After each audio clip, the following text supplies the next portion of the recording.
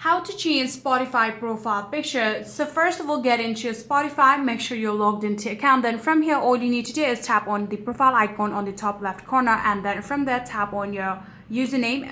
Then you'll be able to view your profile. From here, simply tap on edit, and after tapping on edit here, you'll be able to see a pencil like icon on your profile. Simply tap on it, and then you can either choose from your gallery or you can take a photo right now. So simply tap on choose from gallery. I'm going to choose one of the photos from my gallery, right? So just like this, I have selected a photo. Then all you need to do is tap on choose, and after tapping on it, you'll need to now tap on save, right?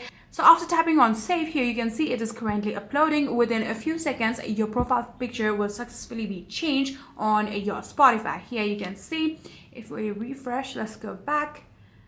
Let's restart the application first. Go back, and then we can simply open our Spotify once again.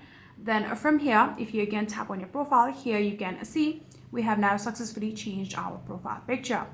Just like this, here you can see we have now successfully changed our Spotify profile picture. So that is it. If you guys do have any further queries, please let me know in the comment section down below, and that will be it for this video.